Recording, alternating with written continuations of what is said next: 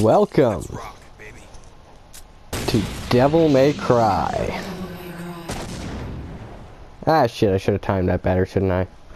Oh well, fuck it. Figured I'd take a little break from the DMC retrospective and go back to the start. Oh, there's only normal and easy at the start? Well then, normal.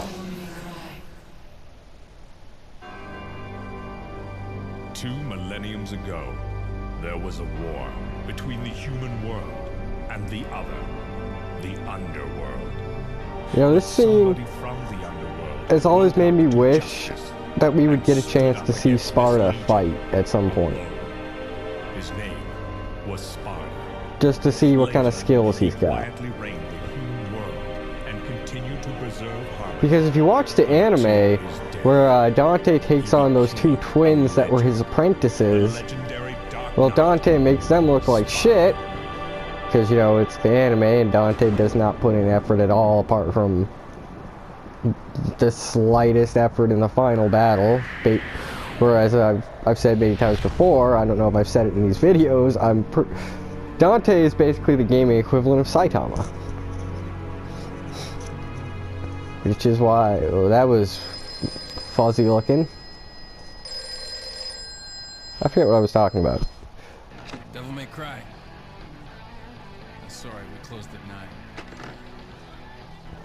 Again, no password. I can't seem to get any real business. I always liked this Dante's original voice. Whoa, slow down, babe. Well, what do we have here? Nature calls? It's in the back. So, you must be the handyman who'll take any dirty job. Am I correct? Almost. Gotta love how they kept Trish's sunglasses by having it as a devil trigger. And again, a lot of people always wish you would have an actual devil trigger, but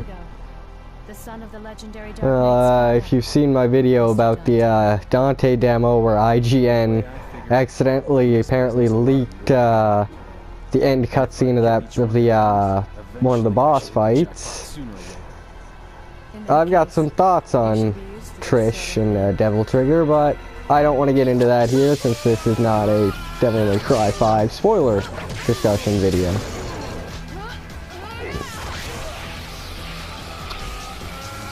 Talk about the way to start the game, though, eh? Are you really the son of the legendary Dark Knight Sparta?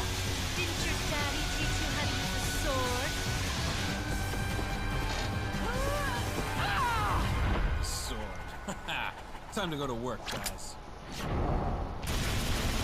Oh yeah, that's what I was talking about with the swordsmanship, where Dante fights those 2 twins, right? I believe he says something along the lines of, something that implies he doesn't think that their swordsmanship is very impressive and that therefore Sparta must suck too. Like, you know, it could just be Dante being Dante, and, you know, he's been shown to have kind of issues with Sparta, I guess, is one way to put it. But Seems that way. But there's also a lot to suggest that Dante is just flat out better than Sparta. I came here to seek your help. To put an end to the underworld. But I guess we'll probably never know unless they really fucking blow us away in 5. But this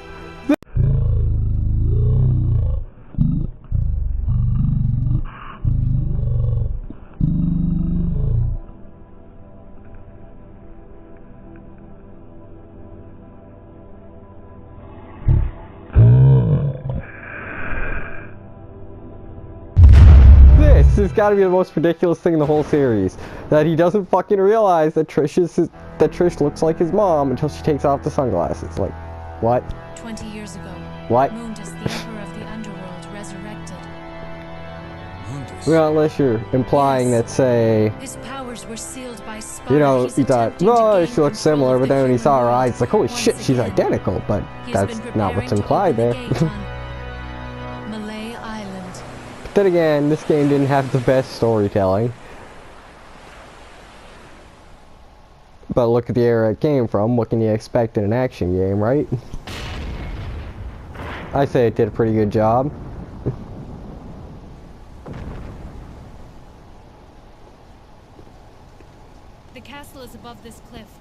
Come on, let's go. Huh.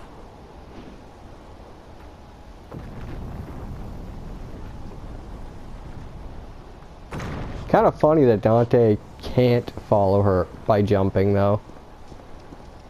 Like in retrospect.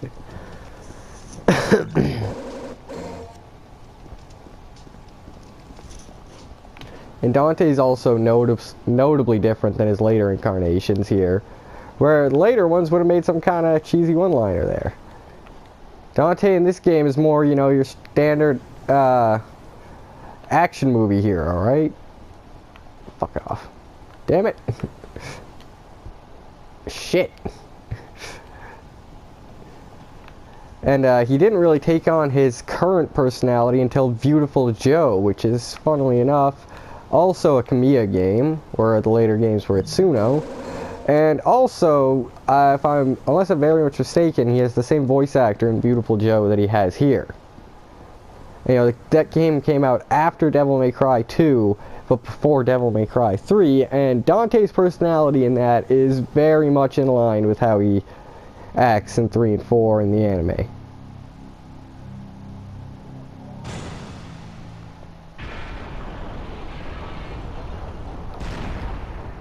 Man, if you do a lot of deep digging into his character, it could be implied that he's just incredibly depressed in this game, and that the fact that this has all these family ties has put him off his usual self.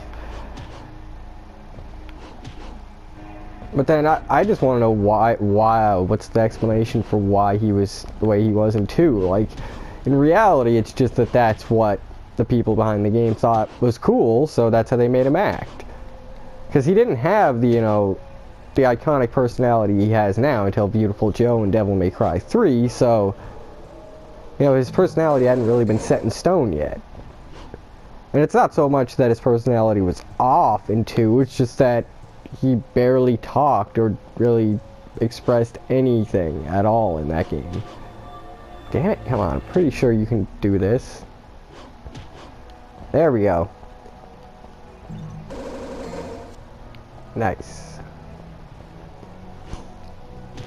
But I've always wondered, like, if they were to remake Devil May Cry 1, completely ignoring any possible gameplay changes, what would be done with his character? Would he be kept as he was in this game? Would he be redone to be a bit more in line with his later self? Would he have Ruben voicing him? I don't know. I honestly don't know what would be the best way to go there.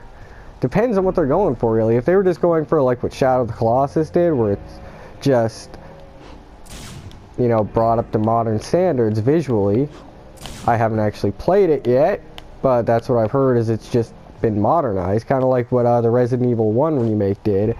I could see that happening, where it's not just modernized, but it's expanded a bit. I wonder though, would they keep the gameplay is not so much clunky in this game as it is slower and more deliberate, but once you've got the hang of it, once you're moving around, dodging, weaving, and jumping, it doesn't feel clunky at all. It feels slower and dated compared to the later games, but I mean, come on. Let's be honest here. If we're talking comparing gameplay mechanics to Devil May Cry 3 and 4, is there really anything that actually compares outside of, like, Bayonetta? And, I guess Bayonetta 2, but I haven't played it. Don't get me wrong, Metal Gear Rising and Nier A are both fantastic, but I feel like neither of them have the kind of depth that Devil May Cry 3 and 4 have. So would a Devil May Cry remake retain like the gameplay style of this game, or would it be brought up to be faster and all that? Pretty sure I need 40 orbs to... oh, 45. I've got 35, so where do I get the other 10? I don't remember. Although maybe I just gotta get those ones by getting up there, by wall jumping. There we go. Oh, I forgot that you could just launch with a regular jump. Fuck off.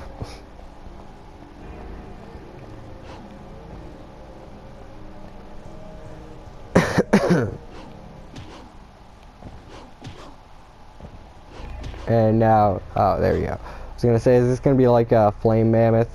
It's a head upgrade, and I think it was the head upgrade in Mega Man X. That ridiculous jump you have to do to break the bricks and then get the upgrade part in Flame Mammoth stage.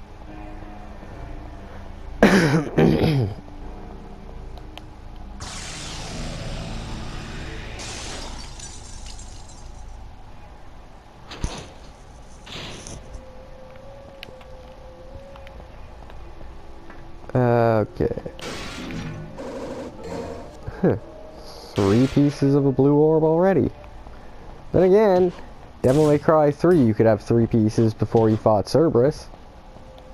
Why was I jumping around there? I don't know.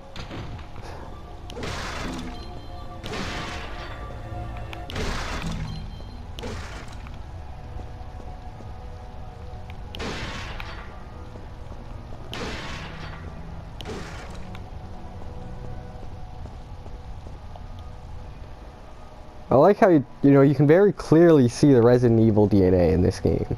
Where you can look at the item descriptions, the level design, the camera angles. Hell, the actual just aesthetic of the game feels like Resident Evil almost. Just a different setting, you know?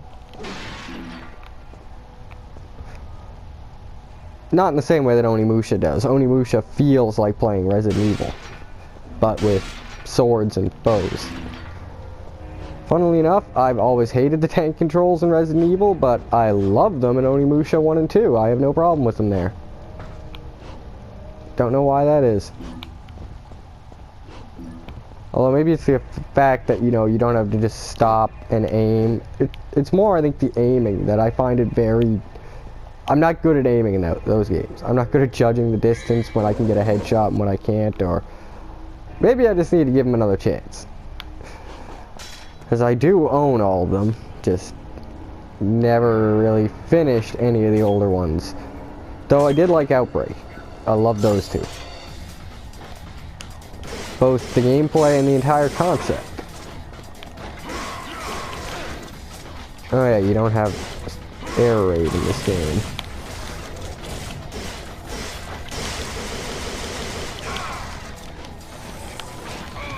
Shit. I love how he grabs on there. Like, does Dante do that in, like, any of the other games? I don't think so.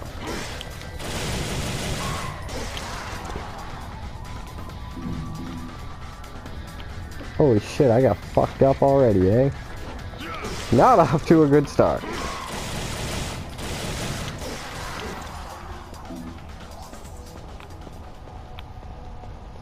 But like the smaller areas work so well with this moveset, just like in Devil May Cry 3. Which is, I'm pretty sure I've talked about it in my DMC retrospective, that I feel that was the biggest issue in 2 and 4. Well, at least with Dante in 2 and 4. Lucia doesn't suffer those same issues in 2, and none of the other characters in 4 suffer them. But,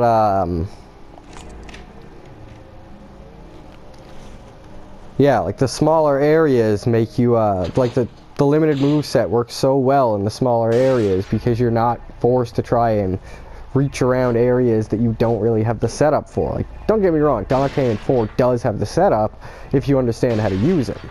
But using him in 4 requires you to do things that would be considered at least an average skill level in Devil May Cry 3, and then add style switching on top of that, just to be able to play Dante at a basic level in 4, which is not a good learning curve.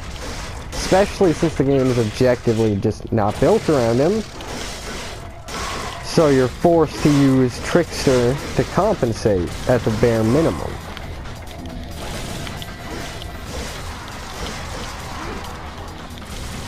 The one thing I don't like in Devil May Cry 1 is the style ranking. I don't find it unfair or anything, it's just, it's hard to judge, just because I think the second it starts to dull, it's already too late. Or no, the second the color changes, so it's really tough to judge unless you're just keeping track of the timing, but with everything going on screen, I just find that a bit too much to just keep track of.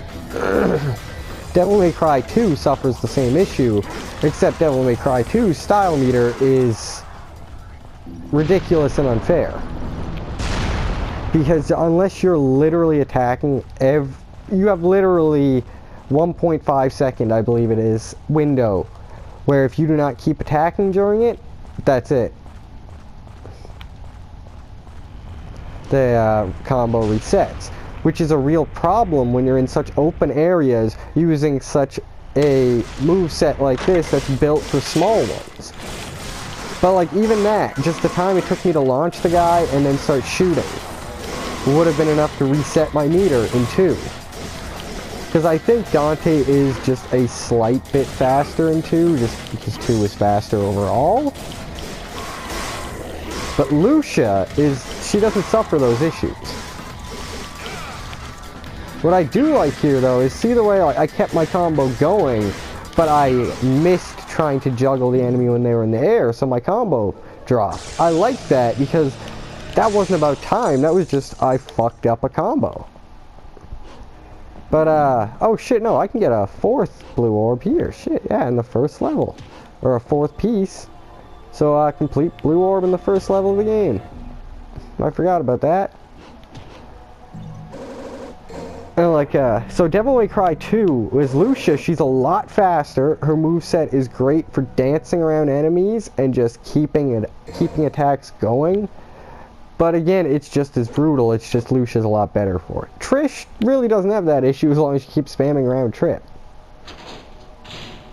Oh, I went the right way. Nice. But where am I supposed to go? I forget. This way again? Maybe? No? I should have been paying attention. That's what happens when I play a game that I've played to death, but I haven't played really in years, apart from just playing this level and the next level a few times, but I was also drunk while doing that, so, you know, that doesn't work well for trying to remember shit.